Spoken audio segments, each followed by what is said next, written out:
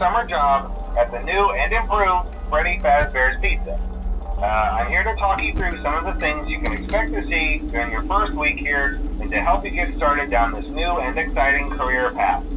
Now, I want you to forget anything you may have heard about the old location. Some people still have a somewhat negative impression of the company. That old restaurant was kind of left to rot for quite a while, but I want to reassure you, Fazbear Entertainment is committed to family fun and above all, safety. They've spent a small fortune on these new animatronics. Facial recognition, advanced mobility, they even let them walk around during the day. Isn't that neat? But most importantly, they're all tied into some kind of criminal database so they can detect a predator a mile away. Heck, we should be paying them to guard you. Now that being said, no new system is without its kinks. You're only the second guard to work at that location. The first guy finished his week but complained about conditions. We switched him over to the day shift. So, hey, lucky you, right? Mainly he expressed concern that certain characters seemed to move around at night and even attempted to get into his office. Now, from what we know, that should be impossible. That restaurant should be the safest place on Earth. So while our engineers don't really have an explanation for this, the working theory is that the robots were never given a proper night mode. So when it gets quiet, they think they're in the wrong room. So then they go try to find where the people are, and in this case, that's your office.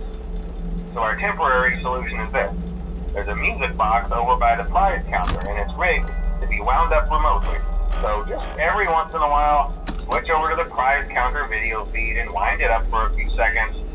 It doesn't seem to affect all of the animatronics, but it does affect one of them. And as for the rest of them, we have an even easier solution. You see, there may be a minor glitch in the system, something about the robot seeing you as an endoskeleton without his costume on and wanting to stuff you into a suit. So hey, we've given you an empty Freddy Fazbear head. Problem solved. You can put it on any time and leave it on for as long as you want. Eventually anything that wandered in will wander back out. Something else worth mentioning is kind of the quirky modern design of the building. You may have noticed there are no doors for you to close. But hey, you have lights, and even though your flashlight can run out of power, the building cannot. So don't worry about the place going dark. Well, I think that's it. You should be golden. Check the lights, put on the Freddy head if you need to. Keep the music box wound up. Piece of cake. Have a good night, and I'll talk to you tomorrow.